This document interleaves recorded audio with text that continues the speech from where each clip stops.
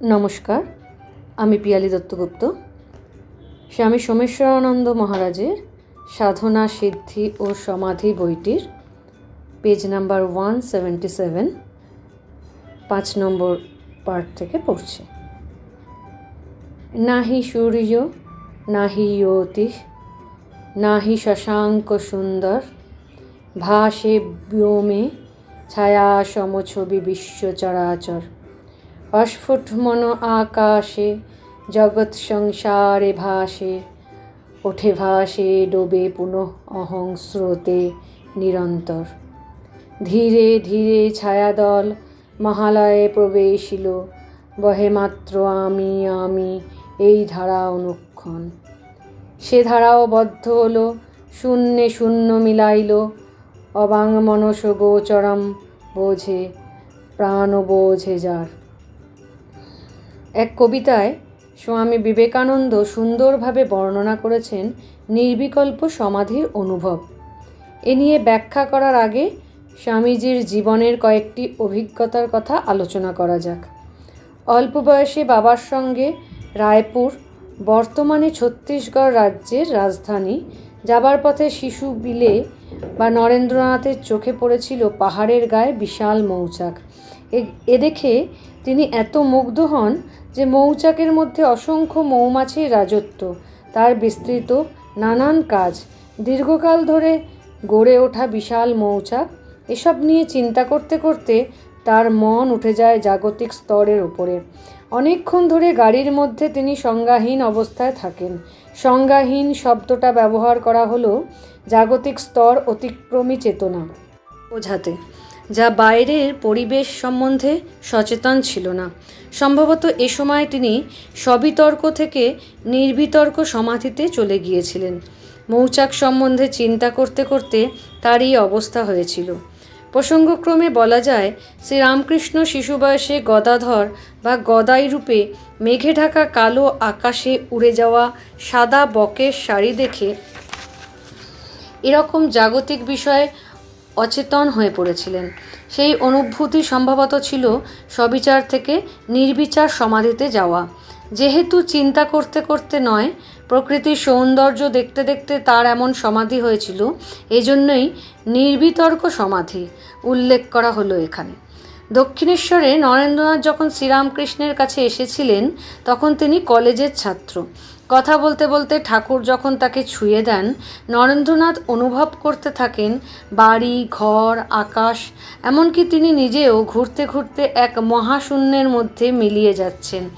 ভয় পেয়ে তিনি চিৎকার করে উঠেছিলেন, এ তুমি কি করলে? আমার যে মা বাবা আছেন। ঠাকুর হাসতে হাসতে বুকে হাত বুলিয়ে দিলে নরেন্দ্রনাথের ওই উপলব্ধি বন্ধ হয়ে যায়। আমরা আগে আলোচনা করেছি, সমাধির অনেক উঁচু স্তরে সবীজ থেকে নির্বীজ সমাধিতে সাধক যখন এগিয়ে যেতে থাকেন, এক মহাশূন্যের অনুভূতি হয়। সাধকের মনে হয় যে তার সমগ্র সত্তা ওই মহাশূন্যে বিলীন হতে চলেছে। এই অনুভূতিতে তিনি ভয় পেয়ে যেতে পারেন এবং নেমে আসতে পারেন জাগতিক স্তরে। সমাধির অনেক উঁচু স্তর, অসমপ্রজ্ঞাত সমাধির সবীজ থেকে নির্বীজ স্তরে যাওয়ার পথে সবীজ সমাধিতে এই অনুভূতি হয়। দক্ষিণেশ্বরে আরেক দিনের ঘটনা। ঘটিটাও ঈশ্বর, বাটিটাও ঈশ্বর, অর্থাৎ ঈশ্বর সর্বত্র আছেন। শ্রীরামকৃষ্ণের এই উক্তি নিয়ে নরেন্দ্রনাথ হাসাহাসি করলে ঠাকুর তাকে আবার পৌঁছে দেন এক উঁচু সমাধির স্তরে। ঈশাব্যাসাম ইদম সর্বম, উপনিষদের এই বাণীকে উপলব্ধি করেন নরেন্দ্রনাথ সমাধিস্থ অবস্থায়। সমাধি থেকে নেমে এসেও 3 দিন এই দিব্য সত্তাকে তিনি অনুভব করতে থাকেন জাগতিক কাজকর্মেও। বাড়িতে মা খেতে দিয়েছেন, নরেন্দ্রনাথ আসনে বসে খেতে গিয়ে দেখছেন ভাত, ডাল, তরকারি সবেতেই ঈশ্বরীয় দিব্য সত্তা। খেতে না পেরে তিনি উঠে গিয়েছিলেন। কলেজে যাবার সময় রাস্তার মধ্যে দাঁড়িয়ে তিনি গাড়ি ঘোড়ার মধ্যেও দেখছেন ঈশ্বরের উপস্থিতি। গাড়ির ধাক্কায় দুর্ঘটনা হতে পারে মনে করে পথচারী চিৎকার করে তাকে বলেছে রাস্তা থেকে ফুটপাতে উঠে আসতে, কিন্তু রাস্তার মাঝে দাঁড়িয়ে নরেন্দ্রনাথ দেখছেন সর্বত্রই ঈশ্বর। কে সরবে রাস্তা থেকে? নিজের মধ্যে ও গাড়ির মধ্যে তিনি ঈশ্বরীয় দিব্য সত্তাকেই দেখছিলেন। আমরা আগেই বলেছি, অতিচেতন থেকে বিশ্বচেতন স্তরে উঠে এসে সাধক এক বিশাল সর্বব্যাপী সত্তাকে অনুভব করেন। এই দিব্য সত্তাকে তিনি নিজের অস্তিত্ব হিসাবে উপলব্ধি করতে থাকেন। উচ্চস্তরের শক্তিমান সাধক যখন সমাধির এই অনুভূতি থেকে জাগতিক স্তরে ফিরে আসেন, তিনি জগৎ সংসারের সব কিছুর মধ্যেই সেই দিব্য সত্তাকে অনুভব করতে থাকেন। পাথর, রাস্তা, গাছ, বাড়ি, সব জড় পদার্থের গভীরেও যে পরম চৈতন্য রয়েছে তা বুঝতে পান, দেখতে পান তিনি। জড়ের মধ্যে ওই চৈতন্য রয়েছে সুপ্ত অবস্থায়, আর সিদ্ধ মানবে পূর্ণ ব্যক্ত অবস্থায়। কাশীপুরে শ্রীরামকৃষ্ণ যখন ছিলেন তখন ওই বাড়ির একতলার ঘরে নরেন্দ্রনাথের সমাধি হয়েছিল। নির্বিকল্প সমাধিতে তিনি উপলব্ধি করলেন পরম সত্যকে। এ কথা স্বীকৃতি দিয়েছিলেন শ্রীরামকৃষ্ণ। বলেছিলেন, মা আজ তোকে সব দেখিয়ে দিল। এবার স্বামীজির লেখা কবিতার আলোচনা। আগেই পুরো কবিতাটি দেওয়া হয়েছে। এ সমাধিরই অনুভব শুরু হয়েছে এভাবে: নাহি সূর্য, নাহি জ্যোতি, নাহি শশাঙ্ক সুন্দর।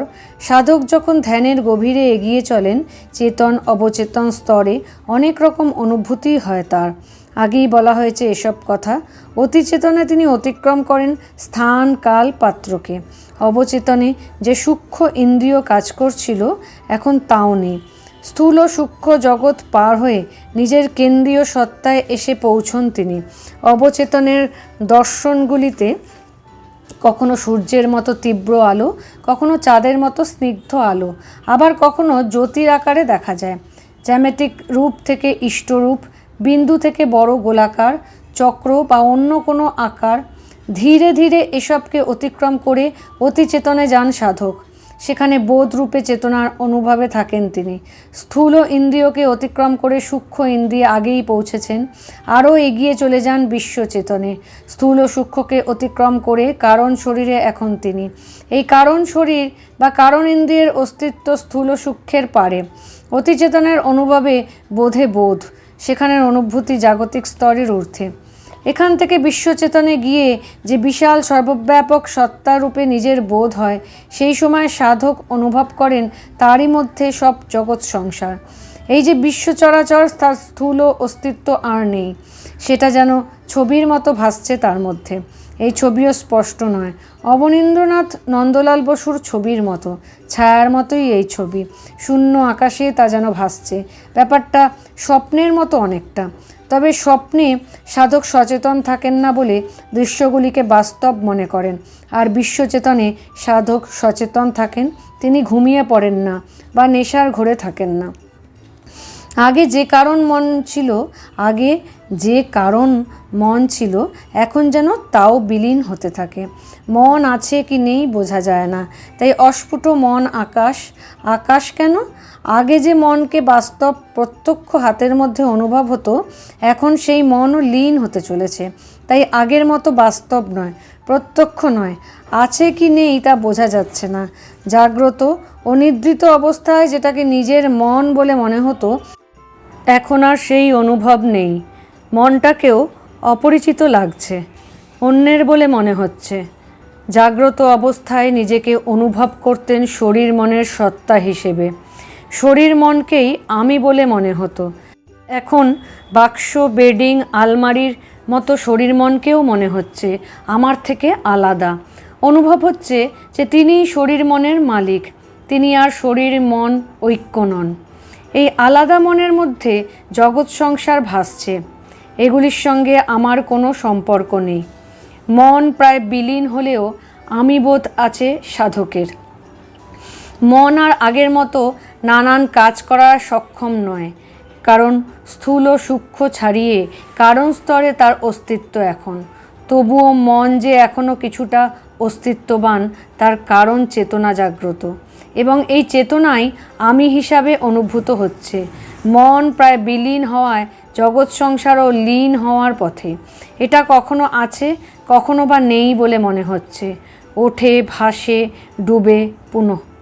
আমি এখনও আছি। ধীরে ধীরে জগৎ সংসার বিলীন হয়ে গেল মনও লীন অবস্থায়। এক মহাশূন্য চারিদিকে। এই মহাশূন্যের মধ্যে সব মিলিয়ে যাচ্ছে, কিন্তু আমি বোধ এখনও আছে। স্থূল বা সূক্ষ্ম মনের মাধ্যমে এই বোধ নয়। চেতনামাত্র রূপে আমি বোধের অস্তিত্ব, আর চারিদিকে মহাশূন্য, সর্বব্যাপ্ত। এই বিশাল সর্বব্যাপক মহাশূন্যের মধ্যে আমি বোধের অস্তিত্ব। সে ধারাও বদ্ধ হলো। ওই আমি বোধও শূন্যে রূপান্তরিত হয়ে যাচ্ছে। একসময় আমি বোধের শূন্যতা আর ওই মহাশূন্য মিলে গেল। শূন্যে শূন্য মিলাইল। মহাশূন্যকে দেখে সাধক ভয় পেলেন না। অপেক্ষা করছেন তিনি। মহাশূন্যের মুখোমুখি হলেন। আমি বোধের শূন্যতা মহাশূন্যে বিলীন হয়ে গেল। তবে কি সবই শূন্যে পর্যবসিত হলো? না। স্বামীজি লিখেছেন, বোঝে প্রাণ বোঝে যার, অর্থাৎ কিছু একটা সত্তা, অস্তিত্ব আছে যা উপলব্ধিবান মানুষই বোঝে। কি সেই সত্তা?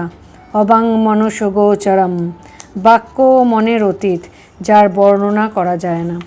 কিন্তু মন দিয়ে কি বোঝা যায়? প্রেম, সৌন্দর্য, করুণা ইত্যাদিকে ব্যাখ্যা করা যায় না, কিন্তু মন দিয়ে অনুভব করা যায়। কিন্তু এই যে সত্তা, যাকে ব্রহ্ম বলা হয়, তাকে মন দিয়েও অনুভব করা যায় না। সব শূন্যে বিলীন হয়ে যায় না। এজন্যেই ব্রহ্মজ্ঞ। তিনি ব্রহ্মকে জেনেছেন। তিনি ফিরে আসতে পারেন জাগতিক স্তরে। কেন মনের অগোচর সেই ব্রহ্ম? কারণ সাধক ওই যে মহাশূন্যের মুখোমুখি হয়েছিলেন, সেই শূন্যেই লীন হয়ে গিয়েছিল তার মনের সূক্ষ্মতম অংশ। স্থূল সূক্ষ্ম কারণ ওই শূন্যেই থেকে গিয়েছিল। সাধক যখন অতিচেতনে চেতনামাত্র আমি বোধে স্থিত থাকেন, তখন প্রথম দিকে তার জ্ঞান থাকে যে তিনি এ বিষয়ে সচেতন। একে সাক্ষী ভাবও বলা হয়। কিন্তু এ অবস্থায় থেকে তিনি চলে যেতে পারেন সস্মিতা সমাধিতে। তিনি তখন এক হয়ে যান ওই বোধের সঙ্গে। অর্থাৎ প্রথমে আমি আছি ভাবে তিনি থাকেন, পরে শুধু আছি। অস্তিত্বে স্থিত হয়ে যান তিনি। আমি অস্তিত্বকে জানছি এটা নয়। এটা প্রথমে ছিল, পরে থাকে না।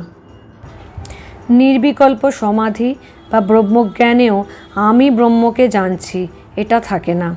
গঙ্গা নদীর জল বঙ্গোপসাগরে এসে দেখল যে তার সত্তা ও সাগরের জলের সত্তা একই, H2O। সে কোনো পার্থক্য খুঁজে পাচ্ছে না এই দুয়ের মধ্যে।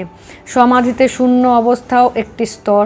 এখানে সাধক অনুভব করছেন শূন্যকে, কিন্তু ভয় পেয়ে পিছিয়ে না গেলে, শূন্যের মুখোমুখি হলে তখন আর শূন্যের অনুভব করছি এমন বোধ থাকে না। শূন্যে শূন্য মিলাইল। ওশো আশ্রমের রাকেশ স্বামী একটি ব্যাখ্যা দিয়েছিলেন। আমরা কিভাবে জানি একটা বিষয়কে? বাইরে থেকে ওই বিষয় সম্পর্কিত কিছু সংবেদন বা সেন্সেশন আসে আমাদের ইন্দ্রিয়ে। সেখান থেকে যান স্নায়ুতে। স্নায়ু একে পৌঁছে দেয় মস্তিষ্কে। এখান থেকে আসে মনে। মন ক্রিয়াশীল থাকে চেতনার জন্যে। ওই চেতনার আলোয় মন সাড়া দেয় বিষয় সম্পর্কিত সংবেদনে। সঠিকভাবে বলতে হয় যে মন তার অতীত জ্ঞান দিয়ে এই সংবেদনকে ব্যাখ্যা করে। এভাবে মানুষ জানে কোনো বিষয়কে। সমস্যা হলো যে সংবেদন আসছে ইন্দ্রিয় স্নায়ু দিয়ে, সেই তথ্য সত্য না মিথ্যা এটা বিচার করার শক্তি নেই মস্তিষ্কের। সে যেন যন্ত্রের মতোই গ্রহণ করে ওই তথ্যকে, এবং মন সংবেদনকে ব্যাখ্যা করে তার অতীত জ্ঞান দিয়ে। আরও দুটি কথা রয়েছে এখানে। ইন্দ্রিয়ের ক্ষমতা সীমিত, সে ওই শক্তি দিয়ে সংবেদনের একাংশই গ্রহণ করে। দ্বিতীয়ত, মন সীমাবদ্ধ দেশ কাল নিমিত্ত দিয়ে। বৈজ্ঞানিকেরা বলেন যে আকাশ বেড়ে চলেছে। এই ব্যাপারটা আমরা বুঝি না। প্রথমত, আকাশকে আমরা শূন্য বলে দেখি বলে প্রশ্ন ওঠে, শূন্যের বৃদ্ধি এর অর্থ কী? দ্বিতীয় প্রশ্ন, তবে কি এই আকাশের বাইরে আরেকটা মহাকাশ আছে? না হলে এই আকাশ বাড়বে কার মধ্যে? এই সমস্যা ওঠে কারণ আমাদের সাধারণ মন দেশাতীত কিছুকে ভাবতে পারে না। এরকম সমস্যা কাল বা সময় নিয়ে। আইনস্টাইন বলেছেন, আলোর গতিতে চললে স্তব্ধ হয়ে যাবে সময়, ঘড়ির কাঁটা ঘুরবে না। আমাদের মতো সাধারণ মানুষ এই ব্যাপারটিও বোঝে না, কারণ মন কালাতীত কোনো কিছুকে বুঝতে পারে না। এভাবে নিমিত্ত বা কার্য কারণ সূত্রকেও আমরা বুঝি সীমিত দৃষ্টিতে। দুধ জমে দই হয়েছে, এক্ষেত্রে আমরা বলি দুধ হলো কারণ, দই কার্য। সমস্যা হলো শুধু দুধকে কারণ বললে ব্যাকটেরিয়াকে কি কারণ বলবো না? আবার শুধু ব্যাকটেরিয়া নয়, বিশেষ তাপমাত্রাও অন্যতম কারণ। যে ভদ্রমহিলা দুধ জমিয়ে দই করছেন তিনিও কারণ। এভাবে অসংখ্য কারণ পাওয়া যাবে একটি কাজের বা ঘটনার পেছনে। বোঝার বা বর্ণনা করার সুবিধার জন্যে আমরা সাধারণত অব্যবহৃত কারণটিরই উল্লেখ করি। এইভাবেই দেশ ও কালের মতো নিমিত্ত বা কার্যকারণ সূত্র আমাদের সীমাবদ্ধ করে রাখে। এই তিনের পটভূমিকাতেই আমরা কোনো কিছুর ব্যাখ্যা করি। তাহলে দেখা যাচ্ছে যে প্রথমত ইন্দ্রিয় সংবেদনের সত্যতা বিচার করার ক্ষমতা নেই মস্তিষ্কের। দ্বিতীয়ত মন সবসময় সীমাবদ্ধ, ফলে সে সীমিত ব্যাখ্যাই দিতে পারে এবং এভাবে এর সিদ্ধান্ত নিয়ে সন্দেহ উঠতেই পারে। মনকে আমরা অনুভব করি চিন্তা ও ভাবের মাধ্যমে। এগুলির ফলে আমরা দেখি মন সবসময় তরঙ্গের বা ঢেউয়ের আকারে গতিশীল। মন সবসময় উঠছে, নামছে, অতীত ও বর্তমানের মধ্যে দোল খাচ্ছে। কিন্তু ভালো করে দেখলে বোঝা যায় মনের মধ্যে একটা স্থির বিন্দু আছে। গতকাল ও আজকের মনের মধ্যে পার্থক্য আছে, কিন্তু ওই বিন্দুটি একই রকম। ধ্যানে এটিকে আরও ভালোভাবে স্পষ্টরূপে অনুভব করা যায়। ওই বিন্দুটিই হলো চেতনা। সেই চেতনার আলোকেই মন কাজ করে। ধ্যানের গভীরে নির্বিচার সমাধিতে মন ও চেতনার যোগসূত্র কেটে যায়। এই দুটি আলাদা হয়ে পড়ে। মন থাকতে পারে না অতীত ভবিষ্যৎকে বাদ দিয়ে। ধ্যানে এটা বন্ধ হয়। বাইরের জগৎ সম্বন্ধেও মন উদাসীন হয়ে ওঠে। স্থান কাল নিমিত্তের কাঠামোকে অতিক্রম করে এভাবে মন শক্তিহীন হয়ে পড়ে এবং চেতনার প্রকাশ তখন তীব্র হয়ে যায়। মন শান্ত হতে হতে লীন হয়ে যেতে থাকে। সাধকের চেতনা নিজের আলোর প্রকাশিত হয়। সে আর ইন্দ্রিয়, স্নায়ু, মস্তিষ্ক, মনের ওপর নির্ভর করে না। খাঁচার বাইরে বেরিয়ে এলো পাখি, উড়তে লাগলো আকাশ। শরীর ও মনের বাইরে বেরিয়ে এসে সাধক নতুন জগতে এলেন, মহাকাশের স্পর্শ পেলেন। Part 6, page number 185। অতিচেতন স্তরে সাধক সমাধিস্থ হলে মন ও চেতনার সংযোগ কাটতে থাকে। শরীর মনের সীমাবদ্ধতা থাকে মুক্ত হয়ে। সাধক এখন বিশ্ব চেতনায় প্রবেশ করলেন। সাধারণ মানুষের চেতনা প্রকাশিত হয় শরীর ও মনের মাধ্যমে। ধ্যানের মাধ্যমে সমাধিতে শরীর মনকে পাশ কাটিয়ে চেতনা নিজেই প্রকাশিত হচ্ছে। তবে বিশ্ব চেতনায় মন যে একেবারেই থাকে না তা নয়। মন তখন স্থূল সূক্ষ্ম ছেড়ে কারণ স্তরে যায়, গুণগত পরিবর্তন ঘটে যায়। তাছাড়া চেতনা তখন মুক্ত হয়ে আরও বেশি করে প্রকাশিত হচ্ছে। আগে মনে হতো মনই মালিক, ব্যক্তি তার ভৃত্য। এখন সাধক বুঝতে পারছেন যে তিনি মালিক আর মন তার ভৃত্য। অতীতের জাগতিক অবস্থা যেন দূর থেকে দেখা ক্ষণিকের স্বপ্ন। সেই স্বপ্ন থেকে জেগে উঠে নিজে নিজের বিশালত্বকে অনুভব করছেন এখন। আগে তিনি ব্যক্তি মনের সঙ্গে একাত্মতা অনুভব করতেন, এখন বিশ্ব মনের সঙ্গে একাত্মবোধ। সাধকের এই উচ্চস্থিতিতে তার আগের শরীর মন নষ্ট হয় না, ওইগুলি থাকে। ওই উঁচু সমাধি থেকে তিনি যখন জাগতিক স্তরে নেমে আসেন তখন আগের ওই শরীর মনকেই ব্যবহার করেন। তাহলে ব্যাপারটা কি হলো? শরীর মন থাকে, তবে সাধক একে চালান, শরীর মনকে ভৃত্য হিসাবে পরিচালনা করেন। বিশ্বচেতনা স্থির হওয়ার সাথে সাথে সাধকের ক্ষমতা লাভ হয় লোকান্তরে যাওয়ার। একদিকে তিনি নিজের বিশাল সত্তা বিষয়ে সচেতন হন, অন্যদিকে ব্রহ্মাণ্ডের নানা স্তরের সঙ্গে তার যোগাযোগ ঘটে। তিনি যেন এক বিশাল শক্তি ভাণ্ডারের খোঁজ পান। অজপাড়াগাঁও এক ব্যক্তি যেন মুম্বাই শহরে এসেছেন। নিকোবর দ্বীপপুঞ্জের ছোট্ট এক দ্বীপের জঙ্গল থেকে এক আদিবাসী আজ কলকাতা মহানগরে এসে পড়েছেন। বিভিন্ন রকম মানুষ, নানান অঞ্চল, গৃহভৃত্য থেকে মন্ত্রী, পানের দোকান থেকে গ্র্যান্ড হোটেল, কালীঘাটের বস্তি থেকে সল্টলেক, পাড়ার মাস্তান থেকে ভবানী ভবনের অফিসার, চীনাবাজার থেকে বড় বাজার, রিক্সা থেকে মেট্রো রেল, সবই আছে, ছোট বড় মাঝারি। ওই নিরক্ষর মানুষটির কাছে পরম আশ্চর্যময় নানা রকম মানুষ, বিভিন্ন রকম জীবনযাত্রা। বিশ্বচেতনে পৌঁছে সাধক নিজের বিশাল শক্তি বিষয়ে সচেতন হন এবং ব্রহ্মাণ্ডের বিভিন্ন লোকে যেতে সক্ষম হন। বুঝতে পারেন এতদিন তিনি মর্ত্যলোকের এক অতি ক্ষুদ্র গ্রহের সীমাবদ্ধ সামান্য জীব হিসাবে কাটিয়েছেন। সেই অতীত জীবন তার কাছে অর্থহীন বলে মনে হয়। তিনি উদাসীন হয়ে যান এর প্রতি। সমাধির পর জাগতিক স্তরে নেমে এসে তিনি অবাক হয়ে যান নিজের শরীর ও মনকে দেখে। তিনি যে বিশাল শক্তির অধিকারী একথা উপলব্ধি করেছিলেন সমাধিস্থ অবস্থায়।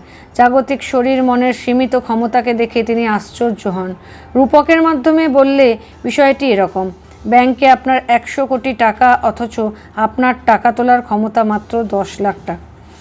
আপনার মনের অবস্থা কেমন হবে? নিজের অসীম শক্তি সম্ভাবনা এবং দেহ মনের সীমিত ক্ষমতার তুলনা করে সাধকের এমন আশ্চর্য বোধ হয়। অবশ্য পরে তিনি বুঝতে পারেন যে সূক্ষ্ম দেহমনের সাহায্যে এই সীমিত সামর্থ্যকে অতিক্রম করা যায়। সাধারণ মানুষ যেখানে স্থূল দেহমনের প্রয়োগেই সীমিত থাকে, সেখানে এই সাধক প্রবল মানসিক শক্তির সাহায্যে এই সীমাবদ্ধতাকে জয় করতে পারেন। বিশ্বচেতন স্তরে তিনি যে শক্তির ভাণ্ডারের খোঁজ পেয়েছিলেন, তার সঙ্গে যোগসূত্র বজায় রেখে তিনি জাগতিক স্তরেও কাজ করতে পারেন। আরেকটি সমস্যা দেখা দেয় সমাধি থেকে নেমে এসে। ব্রহ্মাণ্ডের অসংখ্য লোকান্তর দেখে পার্থিব জগতে তিনি উদাসীন হয়ে যান। এই সাংসারিক জগৎটা এত ছোট, এত অর্থহীন যে এখানে কোনো কাজই গুরুত্বপূর্ণ নয়। এমনকি লোক কল্যাণেও তিনি উৎসাহ পান না। যেহেতু বিশ্বচেতনে তিনি অসংখ্য জগৎ সংসার দেখেছেন, তার মনে হয় যে এর বদলে সাধন ভজনে রত হওয়া নতুন উৎসাহে পরম কাম্য। যে মহা আনন্দের সন্ধান তিনি পেয়েছেন সমাধিতে, যে পরম ঐশ্বর্যের ভাণ্ডার উন্মুক্ত হয়েছে তার কাছে, যে অসীম সম্ভাবনার দরজা খুলে গিয়েছিল, তা আবার ফিরে পেতে তিনি আগ্রহী হয়ে ওঠেন। ব্যাপারটা কীরকম? মনে করুন, পুরুলিয়ায় এক ছোট্ট গ্রামের ছেলে মাধ্যমিক পাশ করে কলকাতায় স্কুলে উচ্চ মাধ্যমিকে চান্স পেল। পরে মুম্বাই শহরে আইআইটিতে ইঞ্জিনিয়ারিং করে আমেরিকায় সিলিকন ভ্যালিতে চাকরি পেলে। এই অবস্থায় কোন কারণে তাকে যদি পুরুলিয়ায় ফিরে এসে ওই গ্রামের প্রাথমিক স্কুলে শিক্ষকতার চাকরি করতে হয়, তবে তার মনের অবস্থা কেমন হবে? বাধ্য হয়ে সে শিক্ষকতা করছে।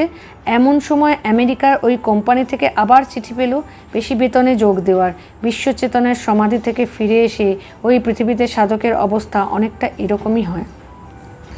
এই সাধকেরা যখন ফিরে আসেন জাগতিক স্তরে, খুবই অসুবিধা হয় তাদের। অনেকেই পাগলের মতো হয়ে যান। বলছিলেন রামমৃগ ব্রহ্মচারী, চিত্রকূট পাহাড়ে দীর্ঘকাল সাধনা করেছেন, তার নিজের অভিজ্ঞতা শোনাচ্ছিলেন। তখন আমি নবীন সাধক, গুরুদেব যাচ্ছিলেন অমরকণ্টকে। আমরা 4 জন শিষ্যও তার সঙ্গে। জঙ্গলের মধ্যে দিয়ে চলছি, হঠাৎ দেখলাম গাছের নিচে একজন বসে, পাগলের মতো চেহারা, স্থির দৃষ্টিতে তাকিয়ে আছেন সামান্য ওপরে। আমি দেখেও এগিয়ে গেলাম পথে, বিশেষ গুরুত্ব না দিয়ে। গুরুদেব তাকে দেখলেন দাঁড়িয়ে পড়ে, এগিয়ে গেলেন তার কাছে। সামনে বসে অনেকক্ষণ ধরে খুঁটিয়ে খুঁটিয়ে দেখলেন তাকে। ওই পাগল তার দিকে তাকিয়েও দেখল না, চুপ করে বসে আছে, ওপর দিকে দৃষ্টি। গুরুদেব তার মাথা শরীরে হাত বুলিয়ে দিলেন। গুরুর দেওয়া রুটি তার মুখে রাখতেই পাগলটি খেতে লাগলো, স্থির দৃষ্টিতে তাকিয়ে রইল গুরুদেবের দিকে। গুরুদেব আমাদের বললেন, এখানেই ব্যবস্থা করো তোমরা, 2-3 দিন এখানে আমরা থাকব। আমি প্রশ্ন করলাম, ইনি কি পাগল? হেসে গুরুদেব বললেন, না, ইনি খুবই উচ্চ স্তরের সাধক, বিশেষ সমাধি লাভ করে এখানে আছেন, শরীর বোধ একেবারেই নেই। এই জঙ্গলে বসে রয়েছেন অপরিচিতর মতো। কিছুদিন এনার যত্ন নেওয়া দরকার। আমরা তাকে জল দিয়ে স্নান করিয়ে দিলাম, নতুন কাপড় পরিয়ে দিলাম। তার কোনো হুঁশই নেই এসব ব্যাপারে, যেন পাথরের মূর্তি। বসিয়ে দিলে বসে থাকেন, শুইয়ে দিলে শুয়ে থাকেন। 2 দিন পরে তাকে নিয়ে আমরা গেলাম এক আশ্রমে। মহন্তের সঙ্গে কথা বলে গুরুদেব ওই সাধকের থাকার ব্যবস্থা করলেন ওখানে। কয়েকদিন ওখানে থেকে আমরা আবার রওনা দিলাম অমরকণ্টকের পথে। প্রশ্ন করেছিলাম রামমৃগজিকে। শুনেছি এবং দেখেছিও যে সাধনা করতে করতে কেউ কেউ পাগলের মতো হয়ে গেছেন, মাথা খারাপ হয়ে গেছে। কেন এমন হয়? তিনি বললেন, সমাধির পর বা বিশেষ কোনো অনুভূতির পর সাধক যখন জাগতিক স্তরে নেমে আসেন, অনেক সাধকেরই কষ্ট হয় এই সমাজে অ্যাডজাস্ট করতে। অনেকের শরীর বোধ এমন কমে যায় যে হাত পা শরীর চালাতে খুবই অসুবিধা হয়। শরীরের ওপর আমি বোধ যতক্ষণ না আসছে ততক্ষণ এই সমস্যা থাকে। এরকম মনের সঙ্গে একাত্মবোধও আগের মতো থাকে না। শরীর মনের মধ্যে তালমেল বা ব্যালেন্স নষ্ট হয়ে যায়। এই অবস্থা দেখে আশেপাশের মানুষেরা তাকে পাগল ভাবে। আত্মীয় স্বজন বা প্রতিবেশীরাও এদের কাউকে কাউকে নিয়ে যায় ডাক্তারের কাছে। কিন্তু ডাক্তার যদি নিজে সাধনা না করেন, কোনো রকম আধ্যাত্মিক অনুভূতি তার না থাকে, তবে তিনিও তাকে পাগল ভেবেই চিকিৎসা করবেন। আমি প্রশ্ন করি, একজন প্রকৃত পাগল আর একজন সাধক, এই দুজনের মধ্যে পার্থক্য কী? উত্তর দিলেন ব্রহ্মচারীজি, প্রথমত চোখ। পাগল হলে চোখের মনি গতিশীল থাকবে, পাতা মাঝে মাঝে কাঁপবে। আর সাধক হলে চোখের দৃষ্টি স্থির থাকবে এবং মনই উজ্জ্বল হবে। দ্বিতীয় লক্ষণ, পাগলের মন অপ্রকৃতিস্থ, অস্থির। সে ঘাড় ফিরিয়ে এদিক ওদিক দেখবে। সাধকের মন স্থির থাকে, শরীরে চাঞ্চল্য খুবই কম। তৃতীয়ত, ভগবানের নাম শোনালে বা ভজন কীর্তন করলে পাগল ক্ষেপে যাবে বা চোখ বড় বড় করে শুনবে, গানও গাইতে পারে। সাধক কিন্তু স্থির থাকেন, শান্ত মনে নাম বা ভজন শুনতে থাকবেন। চতুর্থত, এমন সাধকের কাছে গেলে আপনি শান্ত ভাব অনুভব করতে পারবেন নিজের মধ্যে। ওই সাধকের চারিদিকের পরিবেশ কেমন যেন স্থির শান্ত। কোনো পাগলের কাছে এমন অনুভব হয় না। তবে কি জানেন, উচ্চ স্তরের সাধকেরা দেখেই বুঝতে পারেন এমন সাধকদের। পাগলদের মধ্যে কে সাধনা করতে করতে এমন হয়ে গেছেন সহজেই বুঝতে পারেন এটা। যেমন আমার গুরুদেব দেখেই বুঝতে পেরেছিলেন অমরকণ্টকের ওই পথে ওই সাধককে। কৌতূহল নিয়ে জিজ্ঞাসা করি ব্রহ্মচারীজিকে, এ ধরনের উন্মাদবৎ অবস্থা কি শুধু সেই সাধকদের মধ্যেই দেখা যায় যারা বিশ্বচেতনের সমাধির স্তর থেকে ফিরে এসেছেন? না না, এটা সাধনার প্রথম দিকেও হতে পারে। সাধন ভজন শুরু করেই অনেকে জোর করে ধ্যানস্থ হতে চান, অথবা অনেকক্ষণ ধরে জপ ধ্যান করা শুরু করেন। এতে মস্তিষ্কের ওপর চাপ পড়ে, স্নায়ুর ওপর চাপ পড়ে। ফুটবল খেলার আগে খেলোয়াড় নিজেকে ওয়ার্ম আপ করেন কেন?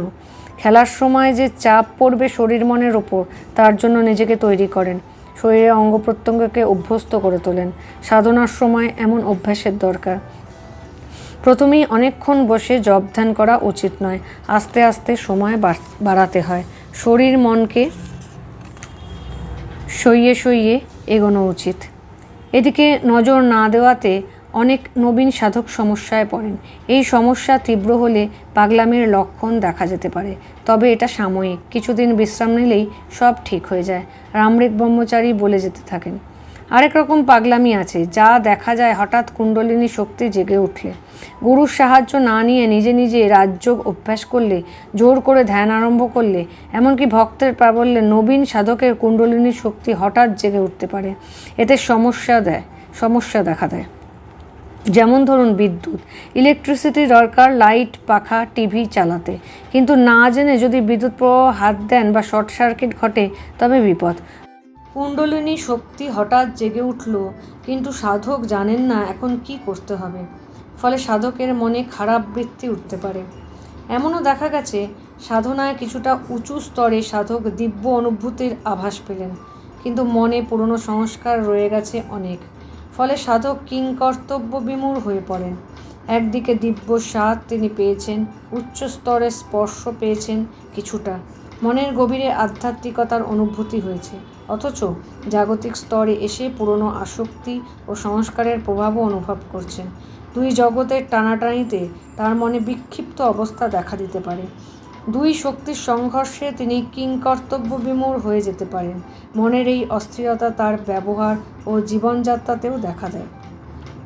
সাধনার আরও উঁচু স্তরের আধ্যাত্মিক জগতের সত্যতা নিয়ে সাধক যখন নিঃসন্দেহ হন, তখনও ধ্যান থেকে জাগতিক স্তরে নেমে এসে জগৎ সংসারের বাস্তবতা তাকে দ্বন্দ্বময় করে তোলে।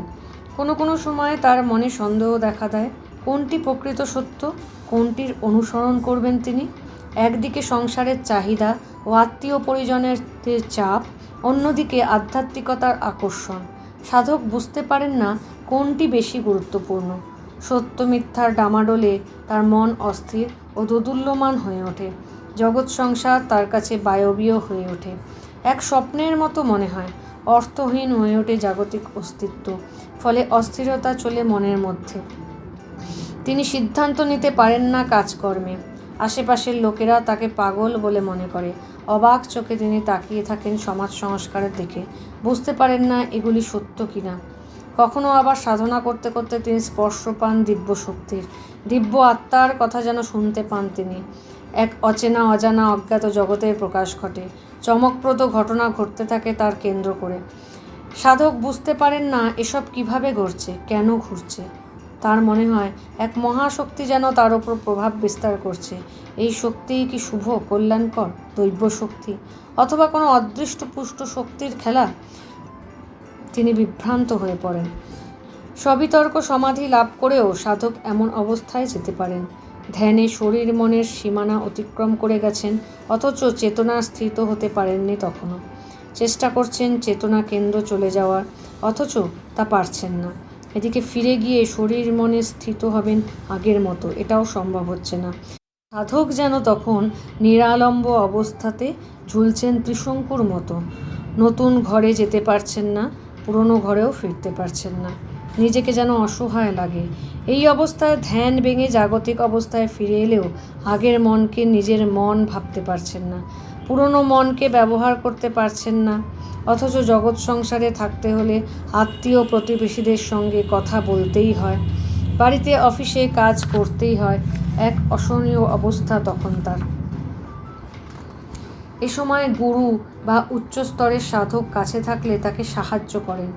অধিকারী ভেদে কাউকে বলেন সাধনা চালিয়ে যেতে আগের মতো, আবার কাউকে বলেন কয়েক সপ্তাহ বা মাস বিশ্রাম নিয়ে ধ্যান বন্ধ করে। কোনো কোনো সাধক ভয় পেয়ে যান দিব্যস্তরের অনুভূতিতে বা এরকম নিরালম্ব ত্রিশঙ্কু অবস্থায়। আধ্যাত্মিক জগতে তখনও স্থিত হতে পারেননি। ওই জগৎ তখন তার কাছে কিছুটা অজ্ঞাত অচেনা, নোঙর বাঁধতে পারেননি তিনি তখনও। এজন্য ফিরে আসতে চান নিজের পুরনো চেনা জানা স্বস্তিত জগৎ সংসারে। ভয় পেয়ে আরও বেশি করে আঁকড়ে ধরতে চান পুরনো ঘরকে, নিরাপদ বন্দরকে। জিজ্ঞাসা করলাম, সাধনা করতে করতে বা সমাধি থেকে ফিরে এসে এই যে অবস্থা আসে, তা কি সব সাধকের ক্ষেত্রেই ঘটে? আর এমন হলে সমাধিস্থ হওয়া ঝুঁকিপূর্ণ? না, সবার জীবনে এরকম হয় না। বলা যায় যে অধিকাংশ সাধকের ক্ষেত্রেই এমন আপাত বিক্ষিপ্ততা বা লোকেরা যাকে পাগলামি বলে তা ঘটে না। সঠিক পদ্ধতি মেনে যারা ধৈর্য সহকারে এগোয় বা গুরুর নিয়মিত সাহায্য পান, তাদের এমন সমস্যা আসে না। কারণ সাধন ভজনের সঙ্গে সঙ্গে তাদের মনের পরিবর্তন পদক্ষেপের জন্যও তৈরি হতে থাকে। আর প্রথম সমাধিতে সাধক যদি কোনো সমস্যার মুখোমুখি হন, পরের বার তেমন সমস্যা আর ঘটে না। কারণ সমাধির ওই বিশেষ স্তর ও তারপরে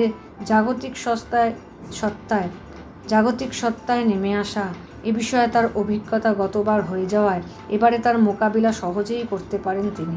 ব্যাপারটা হলো সাইকেল চালানোর মতন। শেখার সময় প্রথম দিকে পড়ে যেতে পারেন, ধাক্কা মারতে পারেন, এমনকি দুর্ঘটনাও হয়ে যেতে পারে, কিন্তু চালাতে চালাতেই ব্যালেন্স চলে আসে, কাজটি সহজ হয়ে আসে। আপনি যত জোরে ইচ্ছা চালাতে পারেন।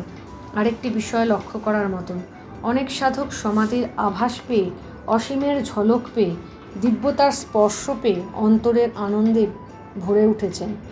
জীবন ও জগতের ছোট ছোট দুঃখ বেদনাতে উদাসীন থাকছেন। সাংসারিক আনন্দে মুচকি হেসেছেন, সমাজের আচার প্রথাকে মান্যতা দেননি। আত্মীয় প্রতিবেশী সামাজিক মানুষেরা এতে ঘাবড়ে যায়। সাধকের এই পরিবর্তনকে তারা বুঝতে পারে না।